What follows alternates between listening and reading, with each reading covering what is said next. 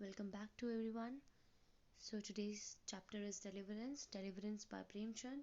Though this story Deliverance, it means Sadgati in Hindi. It deals with the caste relationships within an agrarian community.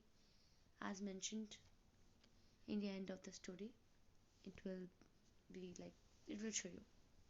Sadgati roughly means salvation in death. ठीक है? तो कहानी कैसे शुरू होती है? दुखी होता है, एक शूद्र कम्युनिटी का व्यक्ति होता है जिसकी बेटी की शादी होनी होती है। तो वो अपनी वाइफ से बात कर रहा होता है कि अपनी बेटी की शादी के लिए हमें पंडित से मुहूर्त निकलवाना है। तो कैसे पंडित के पास कैसे जाया जाए, कैसे पंडित जी को घर बुलाया जाए मुहूर्त निकलवाने के लिए, क्योंकि वो एक शूद्र कम्युनिटी से बिलोंग करते हैं। उस टाइम कास्ट का चलन इतना ज़्यादा था कि मतलब किसी को भी upper caste and lower caste में काफ़ी ज़्यादा डिफरेंस माना जाता था। ये उसी टाइम की बात हो रही है जिस टाइम की कहानियाँ हमको चंद जी ने बताई और ज्योतिराव फूले जी ने हमें बताई। ठीक है, तो उसी टाइम की कहानी है। तो वो अपनी वाइफ से पूछ रहा होता है कि किस तरीके से हम पंडित जी को इनवाइट कर सकते हैं, वो तो हमारे घर आएंगे नहीं। तो he was tensed about these things कि किस तरीके से घासी राम पंडित जी को, पंडित का नाम घासी राम था, मुहूर्त निकलवाने के लिए उन्हें घर बुलाया जाए। तो क्या होता है कि अब वो काम के लिए निकल जाता है। तो रास्ते में उनको गौंड कम्युनिटी का एक उनको चिकुरी उनका दोस्त होता है, वो मिलता है, दुखी को उनका फ्रेंड मिलता है।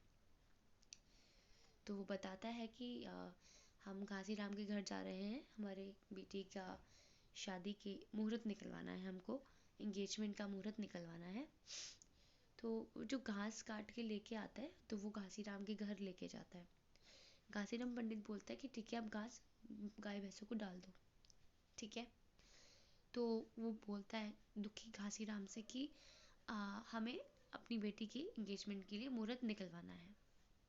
तो पंडित क्या बोलता है कि ठीक है, पहले तुम घर के थोड़े काम कर लो, क्योंकि पहले के जो नीचे कम्युनिटी के लोग वो करते थे उनसे सिर्फ झाड़ू पोछा साफ सफाई, जैसे जूटन में था वॉट पॉल्यूटेड, तो उस तरीके से उनसे सिर्फ साफ सफाई करवाना, ये सब चीज़ें ही कराई जाती थी। तो उनसे बोला गया कि आप एक काम करो, घर की साफ सफाई कर दो। साफ सफाई में क्या क्या बोला, झाड़ू पोछा झाड़ू कर दीजिए, मिट्टी से पूरा लिपाई कर दीजिए, और गाय भैंसों को चारा डाल दीजिए, लकड़ी काट दीजिए। तो झाड़ू तो वो लगा देते हैं, बट वो बहुत एजड हो चुके होते हैं, तो उनको पता है कि इतनी एज में इतना वो काम नहीं कर सकते हैं।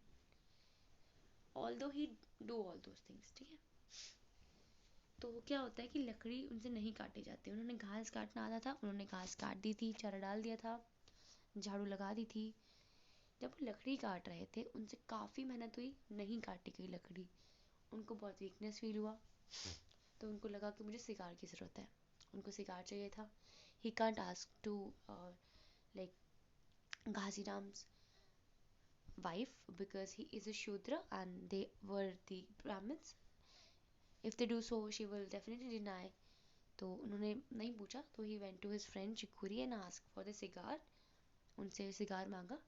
Then he came back to his house, Ghasiram's house, and he needs some fire, like mastic, anything like that. तो उन्होंने सोचा कि मैं घासीराम की वाइफ से मांगता हूँ, शायद दे दे। तो उनसे मांगा, तो उन्होंने जलता हुआ कोला उनकी तरफ फेंका और बोला जला लो। सो जो दुखी थे, he thought that may be I did some bad things in my previous birth, कि मुझे ये सब चीज़ें झेलनी पड़ रही हैं और मैं शूद्र कम्युनिटी में जन्म लिया हूँ, मैंने कुछ पिछले जन्म में कुछ ज़्यादा ही पाप किए होंगे। वो ये सब चीज़ें सोचने लग गया, लकड़ी काटने लगा। लकड़ी काटती नहीं जा रही थी क्योंकि उसको आती नहीं थी। एक बार ट्राई किया, दो बार ट्राई किया, तीन बार नहीं, चौथी बार भी नहीं। काफ़ी सारे ट्राई करने के बाद, क्योंकि उनको ये था कि अपनी बेटी के लिए मुझे ये करना पड़ेगा, एंगेजमेंट का मुहूर्त निकलवाना है, अगर मैं ये नहीं करूँगा तो घासीराम मुझे मुहूर्त निकलवा के नहीं देगा। ठीक है, अगर हम बात करें जेन्युइनली, घासीराम का एक मकसद ये होना चाहिए था, वो एक पंडित है तो he should like clearly help him out and उसको चुपचाप मुहूर्त निकाल के बता देना चाहिए, उनसे ये सब काम नहीं कराना चाहिए था। आज के टाइम में ऐसा नहीं होता, पर पहले होता था, क्योंकि पहले कास्ट सिस्टम बहुत ज़्यादा पीक पे था, है ना। आज भी है पर इतना नहीं है। आगे बात करते हैं। तो वो लकड़ी काटते काटते क्या हुआ, वो उन्होंने उस लकड़ी, मोटी लकड़ी का आधा से हिस्सा जब फाड़ दिया, काफ़ी सारे ट्राई करने के बाद वो टूट गई एंड वो वहीं गिर गए। तो जो घासीराम आए उनको शाबाशी देने के लिए कि वाह तुमने बहुत अच्छा काम किया, तुमने लकड़ी काट दी फाइनली, अब चलो तुम्हारी बेटी की एंगेजमेंट का मुहूर्त देखते हैं। लेकिन वो नहीं उठे, ठीक है, दुखी नहीं उठे, वो मतलब वो ख़त्म हो चुके, लाइक ही डाइड। तो उनकी वाइफ बोलती घासीराम की कि kindly inform to his community that he just take away him from here. वो हमारे आंगन में कैसे लाइक ख़त्म हो गया, एक्सपायर हो गया, इनकी कम्युनिटी को इन्फॉर्म किया जाए और वो यहाँ से उनको उठा के लेके जाए। तो चिकुरी था, उसका फ्रेंड था, उन्होंने मना कर दिया कि हम नहीं लेके जाएंगे, तुम्हारे यहाँ ख़त्म हुआ है, तुम लोगों ने इनको मारा है काम करा के। तो घासीराम क्या करता है, चिकुरी के सॉरी जो दुखी थे उनके पैरों में रस्सी बांधते हैं, उनको घसीटते हुए जंगल में फेंक आते हैं। दुखी की जो फैमिली होती है वो बहुत ज़्यादा टेंस्ड होती है, बहुत परेशान होती है, दुखी होती है, बिकॉज ही लॉस्ट हिम। लेकिन जो घासीराम है वो अपने घर की शुद्धिकरण करते हैं, पूजा पाठ करते हैं कि हमारे यहाँ पे शूद्र आया था, हमारे घर में शूद्र आया था, वो ख़त्म हुआ है हमारे घर में, वो लाइक एक्सपायर हुआ है, वो ये सब कर रहा होता है। और वहाँ पे दुखी की बॉडी को जानवर खा रहे होते हैं। तो इस तरीके की ये सब चीज़ें, काफ़ी सारी चीज़ें देखी गई थी कि किस तरीके से कास्ट सिस्टम की वजह से लोगों की जाने गई है, लोगों को कितनी इंडिग्निटी फील कराई गई है, कितना लाइक उनके साथ वल्गर वर्ड्स यूज़ किए गए हैं, अब्यूज़ किया गया है। तो let's now come to the summing up of this chapter. Actually I just told you all the story in starting in Hindi, like bilingually. I just explained you all the story because it is important and काफ़ी interesting थी तो मैंने बताई. You must have noticed how by now that though Jyoti Rao Phule and Prem Chand are writing about similar things, they are very different from each other. While Jyoti Rao's essays analyzes the caste laws in terms of origins and practices, Prem Chand presents an experience through imagination, while Jyoti Rao Phule essay appeals to our reason. Prem Chand's story tugs at our emotions. इनकी story ने हमें एकदम अंदर से जोड़ के रख दिया, like he tugs at our emotions. In Deliverance, the narrative point of view is that of an observer who also comments. We also get an insight into the minds of the tanner, Pandit Ghasiram, and Chikhuri, the Gond. Prem Chand thus allow the reader access to look at the situation from the point of view of various characters. Though the controlling voice is that of the narrator observer, it helps the reader to understand the action of the various characters involved. Prem Chand in this story provides a critique of the caste system. He does this by using irony, satire, and by setting up contrasting pictures throughout the story. तो पूरी story में क्या use किया उन्होंने, irony, satire and setting up the contrasting pictures. For instance, Dukhi's description of Pandit Ghasiram provides a jarring contrast to the description of Pandit Ghasiram by the narrator. Thus, we see him as a short, bold, roly-poly fellow with a shiny skull. Could be a ridiculous ritual he observes so religiously. The description makes him look more like a buffoon than a godly man. By juxtaposing Dukhi's account of Pandit Ghasiram with that of a disinterested observer, Prem Chand keeps the reader from sharing Dukhi's point of view. Prem Chand constantly uses authorial comments and objective description to influence the reader's mind. For instance, Prem Chand brings out the meaning of the Pandit couple by describing the conversation between them about giving Dukhi a light and later some food. The dialogues between the two reveal the meanness of their character. When it is suggested that the tanner be given some food, the Pandit considered it entirely outside the behavior expected of him. Okay? He goes on to say, "Who you can never fill up these low caste people with good bread.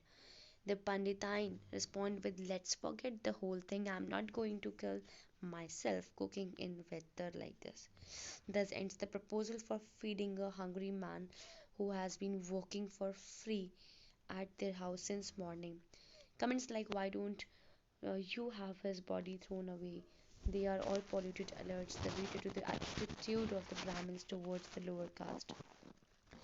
Prem Chand uses a very subtle form of satire to expose the follies of the Brahmin. He does this by contrasting the simple nature of Dukhi against the greed and cunning of the Pandit and his wife. Thus, the Brahmins treat the tanner as less than humans.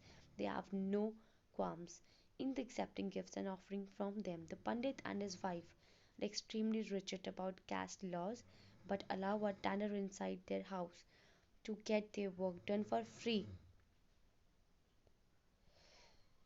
which otherwise would have cost them 4 annas. 4 annas. Premchand, despite his sympathies for the poor and oppressed, was never considered revolutionary enough for the Dalit cause. The assessment stems from the fact that though Premchand presents the possibility of subverting the caste system, he never moves beyond that possibility. For instance, the possibility of disturbing the caste system is pathetic. ठीक है?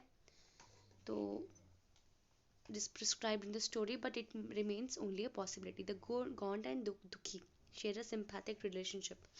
बस हम बता रहे हैं कि किस तरीके से दोनों के कन्वर्सेशन को बताया गया है, लोग का, रीडर्स का जो माइंड है उसको बनाए रखने के लिए किस तरीके से दुखी और गॉन की जो सिंपैथेटिक रिलेशनशिप के बारे में उन्होंने शेयर करा है.